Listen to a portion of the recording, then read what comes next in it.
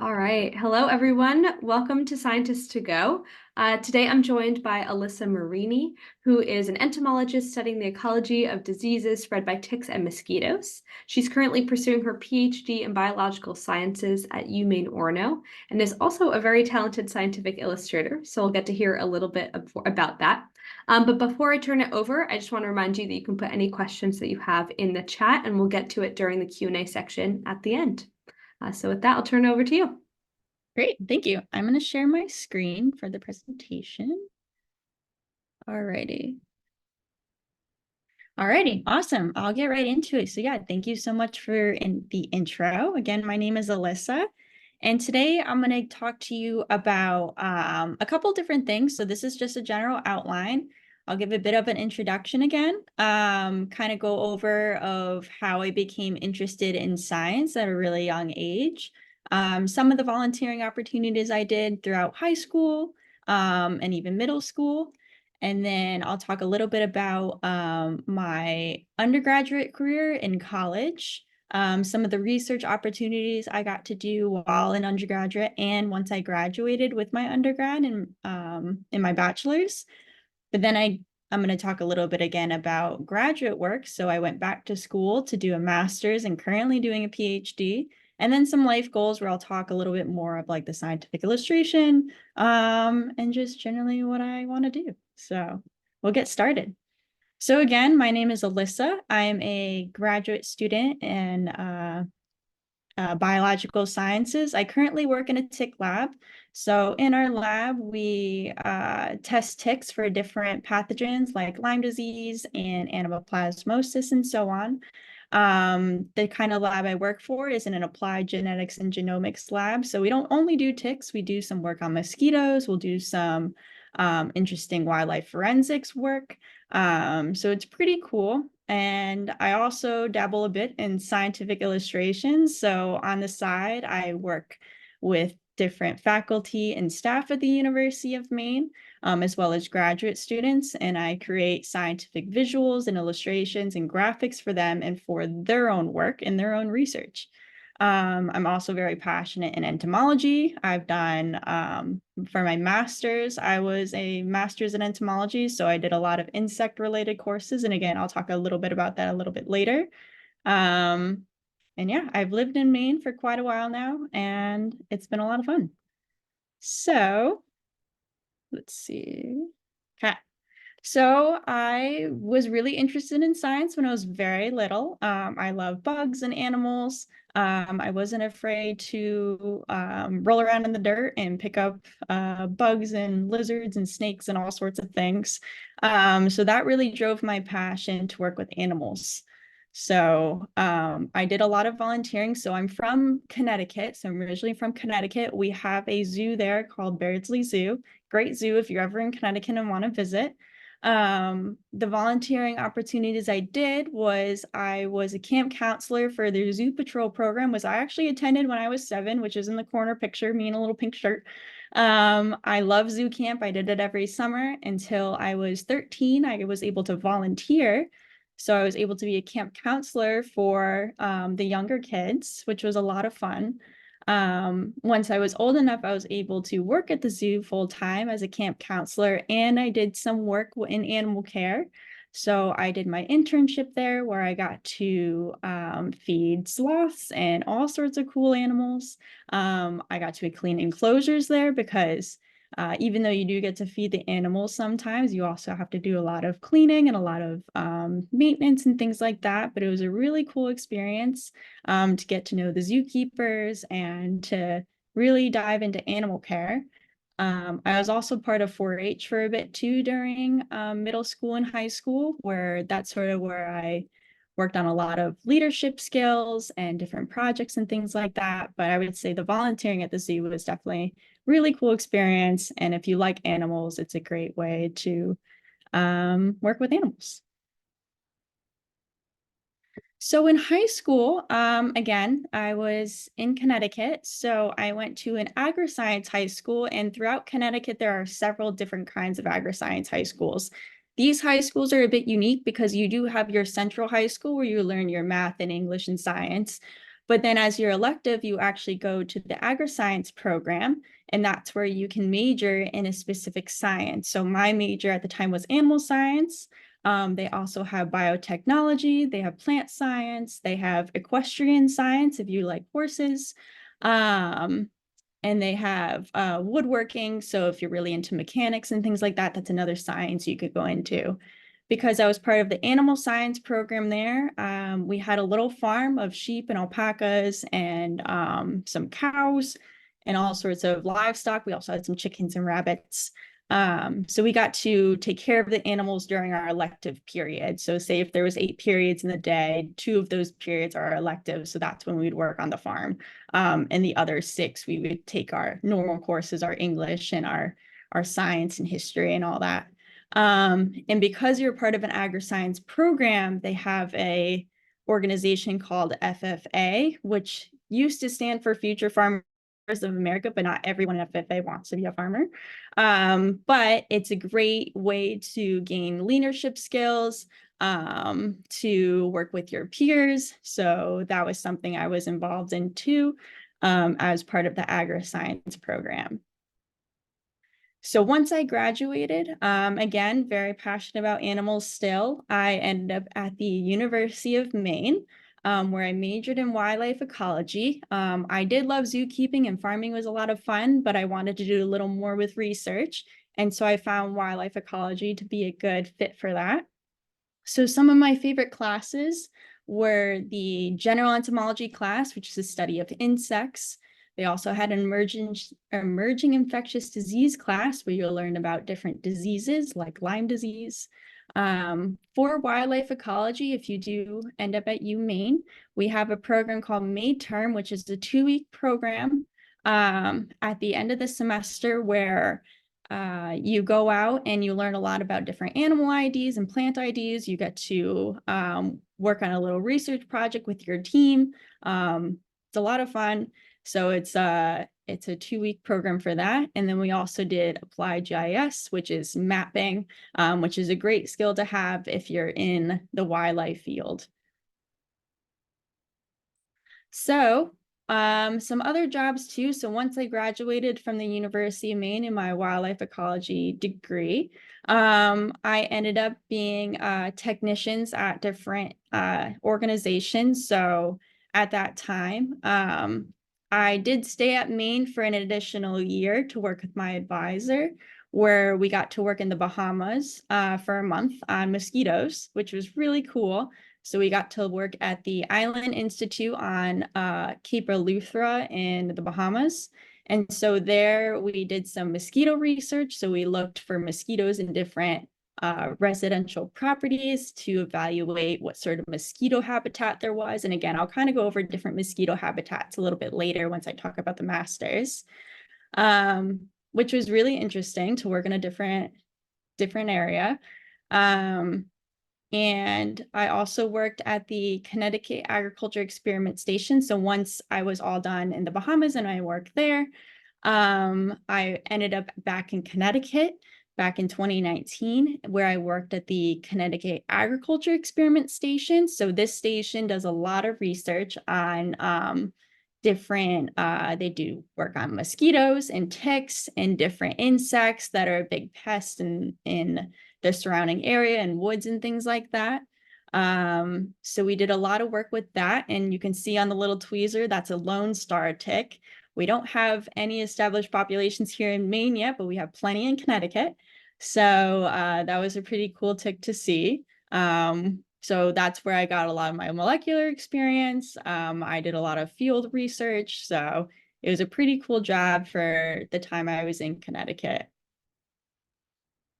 So once I was all set in Connecticut, I actually got an opportunity to come back up here in 2022 to do a master's with my advisor. This master's was in entomology. And so when you're coming up with a master's project for research, you'll want to come up with some questions.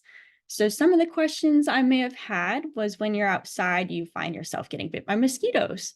And where do you find yourself getting bit? Is it in your backyard, in the woods, while hiking or walking, at a park? And so many mosquitoes actually call the forest their home. So this project was looking at to see if different mosquitoes prefer different types of forest habitat and forest treatments. And I'll kind of get an idea or get into more of what these forest treatments were. So this was my whole master's project, was looking at mosquitoes and how those mosquitoes played in different forest treatments. So to kind of give a little bit of background on mosquito habitats, so mosquitoes, they really like areas of deforestation. So remember, deforestation is removing a large amount of trees in a landscape. So mosquitoes really like it when you remove those trees and there's a lot of divots in the ground, those actually pool of water. They'll breed in that water and they'll populate in that water. So they really like deforested habitats. They also really like urbanization. So for me, in areas like Bangor, Maine, it's very urbanized. And so mosquitoes will actually like it when there is a lot of stormwater drains. So when it's very rainy outside and all that water collects in the stormwater drains, they'll actually breed in there too. So they really like the different infrastructure that humans have created. They'll also like bromeliads, so this is more of a natural setting. So if you ever been to the Orono Bog Walk or in a little bog, they have these little pitcher plants. And certain types of mosquitoes will breed in that little bit of water. Not all the mosquitoes, but certain kinds. So that's more of a natural setting that mosquitoes also like. And some mosquitoes like artificial containers. So if you ever left a bucket out in your backyard, or if there's a tire filled with water, mosquitoes really like that water too. So any little bit of water, mosquitoes can breed in that too. So those are just some different types of habitat the mosquitoes tend to occupy and populate from there. Another quick thing is mosquitoes have a very unique life cycle where most of it's actually underwater. So what happens is the female mosquito will breed and lay eggs. These eggs can be anywhere from 3 to 500 eggs within a little raft. So they all sort of connect together. Once those eggs hatch on the surface of the water, they become larvae mosquitoes, which kind of look like a little worm. They'll grow into become a bigger larvae, but then they'll pupate into a pupa. And then from there, they will develop into an adult mosquito. Now, only the female mosquitoes bite, and those female mosquitoes breed. And actually, the male mosquitoes are more for pollination or for breeding with the females. So it's only the female mosquitoes that will actually take a blood meal, which means that they'll feed on, say, an animal or a human in order to have enough nutrients and energy to lay eggs. So only the female mosquitoes bite, fun fact. So for mosquitoes in forested habitats, so they need different types of food, water, and shelter. So for food, so many animals live in the forest, and the female mosquitoes feed on their blood, which is sort of what I just mentioned with the female mosquitoes. In terms of water, so in the forest, it's very dense. So there's a lot of moisture for young mosquitoes to live in the water before becoming an adult. And then with shelter, the leaves from the trees provide habitat for the mosquitoes in order to survive. So what happens is when there's a pool of water and those leaves drift down onto the surface, those sort of deteriorate over time, and those little larvae mosquitoes will actually use those leaves for nutrients. And so having sort of dirty, mucky water, mosquitoes actually like that because it's more nutrients for them and there helps them to grow. So kind of go with this. So for my project, I actually had my project in the Demerit Experimental Forest right in Orono. So because I'm part of the University of Maine, it was only about a 5 or 7 minute drive to my field site, which was very convenient. We had different types of hardwood and softwood. Now, hardwoods are different, say like oaks or maple trees, and softwoods are different pine trees. So that's sort of the difference between hardwood and softwood. Now, for the treatments, what I had was I had 2 treatments that were no harvest or no recent harvest. So these treatments haven't been harvested in 10 and 20 years. So they've just been forest, they've been growing naturally. They've just been left alone. Then we had an overstory removal where you take a lot of the bigger, taller trees and you remove it so the really young trees have room to grow. You can kind of see that with the blue sky showing in the overstory removal. Then we have a thinning. So when trees get too close together, we actually remove some of those trees. So the trees actually have more room to grow, because when it's very dense, sometimes those trees can't grow as much as they normally would. So a thinning allows for the trees that we want to keep. So maybe we want mostly pine or certain types of pine trees like white pine or something. So we want to remove those other trees that might be competing for that space.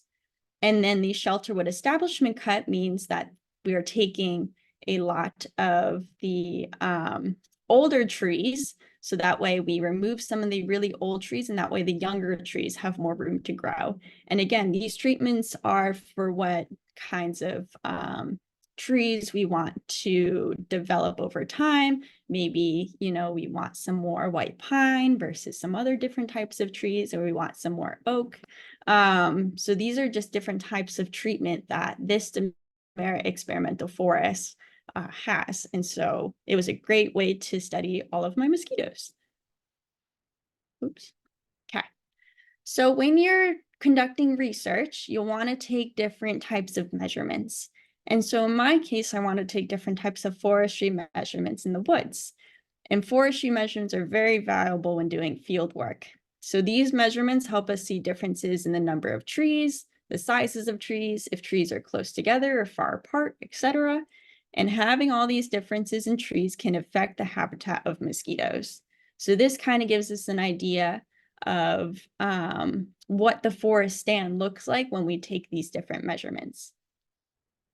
So for mosquito collection, it's kind of neat how we actually collect all these mosquitoes. So we have two different types of traps.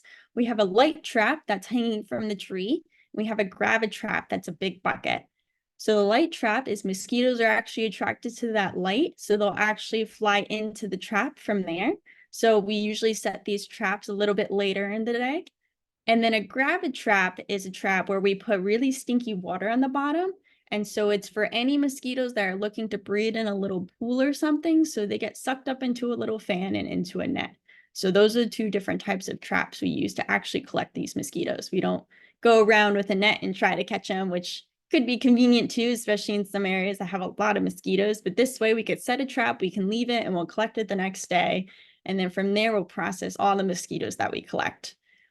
So on the bottom image, you can see all the different kinds of mosquitoes we can collect from a trap. So we have to sort all those mosquitoes. So in these traps, we'll also get different flies and moths and things like that, because it's not just mosquitoes that are attracted to lights.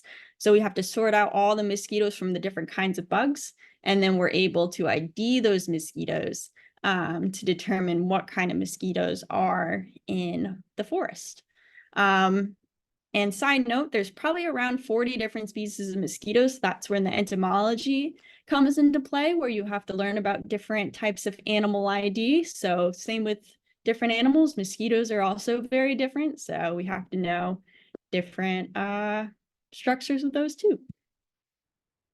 Alrighty, so because this is my master's project and I just finished this, these are some results that we actually got. So in our hardwood no recent harvest stand, we actually got the most mosquitoes. So we got around almost 2,000 mosquitoes compared to, say, our overstory removal, or actually our shelterwood establishment and overstory removal got the least amount of mosquitoes. So kind of from this, you can see that treatments are maybe helping reduce the population compared to just leaving a forest alone. But these are just some preliminary results that we had to kind of show how different forest treatments affect mosquito populations. So that was the PhD project, kind of in a nutshell, over 2 years. So now what I'm doing is actually, I'm sorry, that was the master's project over in 2 years. Now I'm working on a PhD project with a completely different animal system, which is ticks. Ticks transmit Lyme disease, and they transmit all sorts of different pathogens. So I'm particularly looking at the black-legged tick, which is what's associated with Lyme disease. And for my project, some questions I'm thinking about is, have you ever wondered what ticks feed on? Did you know ticks feed on different animals depending on if they are a young tick or an adult tick? Ticks that feed on these animals can acquire pathogens like Lyme disease. So ticks aren't really born with Lyme disease. They get it from different animals. So say like mice or something like that. So my project is really looking to see what these ticks are feeding on in different types of urban and rural habitats. So now I'm actually working more with residential properties than I am strictly with the woods. So it's a really cool project to look kind of like a diet study just to see what ticks are interested in feeding on. So that was sort of just the intro to the PhD. I'm still within my first year, so there's a lot to work on with that. So some life goals too, what I have once I'm all done with the PhD, I do really like scientific illustration. So I do that on the side where I work with different grad students and faculty members to create visuals for their presentations, lab logos, honestly, anything they want. And I do that. So hopefully, in the future, I want to continue working as a scientific illustrator, but also doing some research on the side. I've really enjoyed working with ticks and mosquitoes because I think that vector-borne disease, which is the insects that transmit different diseases, is really important, especially here in Maine. We have a lot of people affected by ticks, whether it be they've gotten Lyme disease before or they're a big nuisance on their properties. So it's something I want to keep looking into to kind of help other people out. And yeah, so that's basically it. And so some ideas of how to get involved into research. So 4-H is a great opportunity to get involved in different projects. 4-H isn't something that's just in Connecticut, it's all over the US. So we have different 4-H programs in Maine, different 4-H programs throughout the US. So it's really cool. In high school too, there might be different clubs or programs that might get you involved in research in some way, depending on what kind of high school you go to. There's also different volunteering opportunities, such as a local Audubon or an animal shelter, or if you're near an animal clinic of some kind. So there's other volunteering opportunities to get involved in that way. And then once you enter college, if it is something you want to go into, there's other opportunities to get involved in research, as well as clubs and organizations that you can also pursue. So whatever you're interested in. Oops. And yeah, that's it. Thank you. Great. Thank you so much, Alyssa. That was so You're interesting. welcome. Yeah, I had not thought about how to study mosquitoes before. And so Mhm. now, folks, we're moving into the question and answer session, excuse me. So if you want to add anything to the chat, I already see some great questions coming in. But I have one to start, which is how do you figure out what the ticks are feeding on? How do you know, how can you identify what they've fed on? That's a great question. So, in other research projects, what they've done is I'll talk more about my own research project. So, what we do is since we're a molecular lab, we're able to take the DNA from the tick and amplify it using different what we call primers. So these primers would amplify different animal DNA. So if I'm specifically looking at different mammals, so I want to look at maybe deer or mice or shrew or rabbit, these primers will actually uh, amplify a tick, and you can see what that tick feeds on. Now, not all the ticks you'll be able to read to see what they fed on, but some of them you can. So I want to say it's about to 15 to 20% chance you'll be able to see what that tick fed on when in its previous life stage. So if I collected an adult tick, I can see what it fed on as a nymphal tick. Which is really important because different life stages of ticks, when I was talking about the young tick and the adult tick, they like to feed on different animals and they can acquire pathogens that way. So, which is important for when you're managing. So say if you're at a property and this property has a lot of mice. So, and maybe these mice have Lyme disease or something. So maybe this property, we're able to manage the mice population to therefore manage the tick population. So it's kind of a cycle, which is kind of cool. So yeah, we use molecular work, specifically PCR and DNA extraction to try to find what those ticks are feeding on. Long-winded answer, but yes, molecular work. No, that's awesome. It's just so interesting. You can scale it down so small when they're already so tiny. So that's Mhm. really interesting. Yeah. And cool also how entwined they are in the cycles that you can manage the mice and then hopefully manage ticks. Okay, we have some really great questions for you. Sure. One is that mosquitoes seem to be the worst when it rains. Why is it that more insects don't seem to show up in the rain? That's a really good question. So when it's really hard, like it depends on the rain. So if it's just kind of drizzling outside, mosquitoes are okay. But when you have like a really big downpour, it will affect them flying. So they're not able to fly when it's really downpouring outside and they're unable to fly around. So they might be kind of tucked under a leaf or some other vegetation to kind of block off that rain. Probably similar with other insects too, depending on the insects. Some animals, though, like worms, love the rain. So you might even see some animals that actually might come out more in the rain, other insects, than other types that are maybe like more of a flying insect because that rain would actually inhibit them flying. But something like a worm might actually like the rain because they're coming out from the ground to get some oxygen as well as absorbing some of that moisture if it's really dry out. So it really kind of depends on the insects and the animals, but yeah. Interesting. That makes a lot of sense. Yeah. Okay, we have another question. This one, it seems to be more about maybe what the purpose is of animals like ladybugs and beetles. Like what role maybe are they serving in their ecosystems? This group Sure. said they had a lot in their classroom and are wondering the purpose of them. Wondering the purpose. Okay. So I also see a lot of ladybugs right now. It could just be based on the weather. So they sort of like more warmer areas, which is why they're sort of colonizing your house or your school at the moment. Ladybugs are vital for the environment. They actually eat little aphids and things. They might be more of a nuisance when it comes to a large mass of them in your house or in your school because they do leave like droppings and things like that. But other than that, they're not really a pest per se. They're more beneficial to the environment. It just so happens that they really like warmer areas during the winters. So they happen to just kind of congregate in the corner of your house.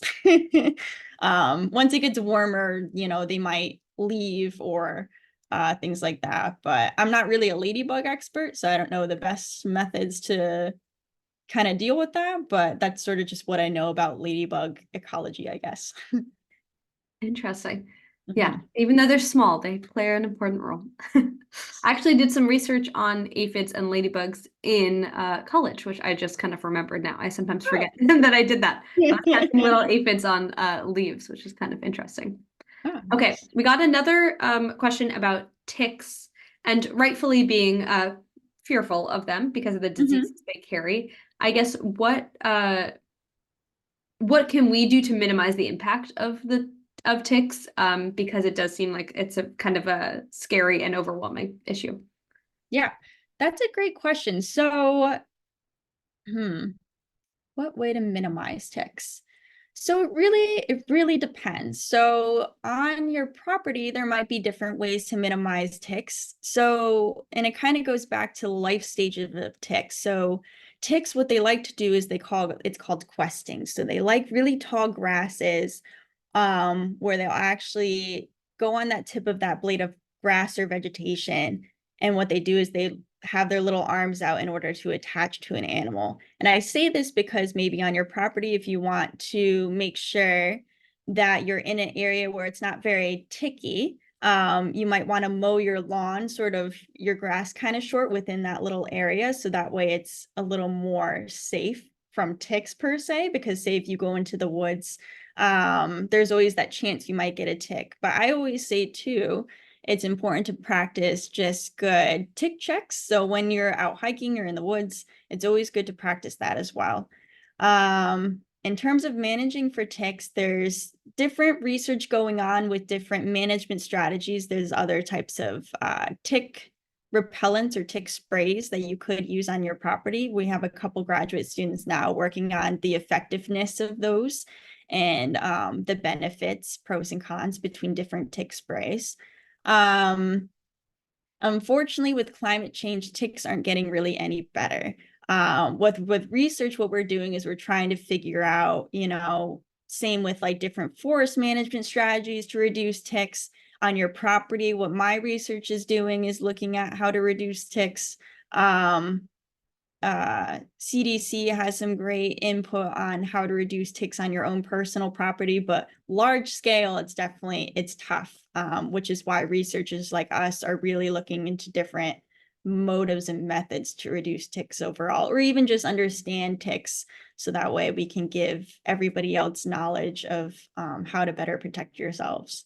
So sorry, that's not a straightforward answer, but working on it. No, that's okay. It's definitely, I feel like it's easy to get really frightened of them because of the impact that they can have on our health. But I feel like there are things that we can do and, in our own personal life, just different choices about things we can wear and things like that to minimize our exposure, I guess. Yeah, and even in our lab, it's called passive surveillance, which means that we get ticks in from the public, so from anyone residents in Maine. So you're actually welcome if you're a resident in Maine, you can send ticks to us and we'll ID them, is also do a pathogen test on them for, I believe it's $25, which is pretty cheap compared to some other tick institutes. And from there, that's another way to protect yourself. So if you find a tick on yourself or your dog or your pet, it's another way to go to your doctor, say, hey, this tick had this, what can I do? So that's just another way. Yeah, I mean, great to be better to have that information and to be able to make a choice how to Yes. respond. Yeah. Mhm. Okay, we got a different question about how many different insects have you studied? How many? That's a great question. So really, all I've really looked at is just ticks and mosquitoes. But if you kind of break that down further, I've done a lot of work with different species of mosquitoes and different species of ticks, but primarily I've only done work. Actually, no, I lied. I did work on Colorado potato beetles for a little bit, which was really cool. So I worked at a potato field. I forgot to mention that in my presentation. Which was something that wasn't obviously vector borne at all, but these pests actually really destroy potato plants where you get your potatoes from. So that was another study I did for a summer. So I guess three bugs. So fun. Yeah, Yeah. there are the potato beetles in there. Hmm. Oh, we just got a fun question. Why is it that you don't feel a tick bite, maybe in the same way that you don't feel like you feel a mosquito bite for sure? Yeah, that's a great question. So they released in their saliva, it's kind of like a numbing feeling. And so what happens is when a tick bites you, they don't want you to know that, you're getting bitten, because as soon as you feel that, you'll take them off. So what they do is they have this like numbing agent. So when they bite you, you can't feel it, which is how they stay on for you longer. Now, I felt ticks crawling on, like really big ticks, like a dog tick. I felt them crawling on me, but I've never felt them biting me. But typically when I feel them crawling on me, I pick them off right away. But any like really tiny ticks, sometimes they're hard to see. And when they bite you, you can't really feel them. Mosquitoes do have that too, but sometimes when they're really big mosquitoes, you can kind of feel it a little bit more. But yeah, it's a really cool, I guess, numbing agent that they have. It is a cool evolutionary strategy, even though it's one that I Yeah. absolutely hate so much. Yeah. Um, okay, a couple more questions for you. Is Sure. there another bug or vector-borne disease that you are curious in studying next? That's a great question. So I think what we're doing more now is with Lone Star ticks. So currently in Maine, we don't have any established populations, but because of climate change, they're sort of working their way up the Northeast. Connecticut was a really big area where we had Lone Star ticks and some other ticks that aren't common here in Maine yet. So if I stay in Maine, I'm sure I'll be looking into more of those ticks that would probably be moving their way up here. And they transmit all sorts of other different pathogens. So what we're doing currently is sort of like surveillance. So we're looking to see if any of those ticks are coming up our way. And if they are, we want to manage them as quickly as possible, or kind of get an idea of how they're spreading in order to manage them. So I would say something like a Lone Star tick is something I would probably look into next. So interesting. Mhm. Yeah, actually, this made me think of something, which is I know Lone Star ticks, they have that particular effect potentially where you become allergic to red meat, right? Mhm. Why is it that ticks carrying these diseases? What's the evolutionary benefit, I guess, or is there one of ticks carrying diseases if it hurts their host? That's a great question. So it really depends. So this kind of goes into like viruses and bacteria and protozoa and things like that. So it really benefits those like really molecular, you know, organisms more so than the tick itself. And that's sort of how they survive within the tick versus how they survive in different hosts. Some hosts don't really feel these effects of these organisms inside them, like the viruses and things like that. Other ones do. So it really depends. And with something like a mouse, so say if this mouse had Lyme disease and then transfers it to a tick, that little bacteria still is moving through its system. And so, yeah, where am I going with this? So it kind of depends on the microorganism itself and how their life cycle plays out. It's something that I'm not as familiar with because in research, we sort of specialize in certain things, and it's something I'll probably become more familiar with as I go into my program. Um, but other people that study the bacteria itself knows a lot about the life cycle and things like that. So it's probably benefiting the bacteria itself alone compared to like benefiting the tick or the host. So, That's interesting. That makes mhm, sense that mhm. the tick itself wouldn't necessarily have a benefit. Yep, Um, yeah, cool. Okay, so we're gonna come to the last, let's say, 2 or 3 questions. sure. One is, so we got the question of how long do you study an insect for? So it really depends. So it depends on the program. So some projects might only be a year. But depending on funding, it could go on for longer. So something like ticks and mosquitoes can probably be studied for as long as possible, honestly. Certain insects, so like insects that have a life cycle where they're only active for maybe like well, think of like the cicada. So maybe those cicadas, there are cicadas that only emerge every, 20 or so years. So if someone's researching cicadas, they only have a really small time frame to research that insect. Luckily, I guess with mosquitoes and ticks, I don't think they're going to go away anytime soon. So it really depends on the project and the funding in order for how long you can do this project for. So something like for me, so for my master's project, it was only a 2-year position. So I was able to do it for 2 years, but my advisor could bring on some more students to continue the project if she wants to, or kind of go in a leeway with like maybe a slightly different project, but still have mosquitoes involved in some way. And then for the PhD, it's 4 years. So I'll be spending 4 years looking at this particular project. But if we find some really cool results, we could probably hire on more grad students and do more work on it. So it really depends on the funding and how the project plays out. That makes sense. Mhm. Great. Okay, our final question for you today is what is Sure. your favorite part of your job? That is a great question. So I would say the favorite part of my job is probably helping people. I find with vector-borne disease, especially with ticks, talking to people that are concerned about ticks or afraid of ticks, and to kind of give them a more ideas of how to better protect themselves or give them more knowledge on ticks, it really benefits me too in a way. I love talking about my research. I love it when it benefits other people as well.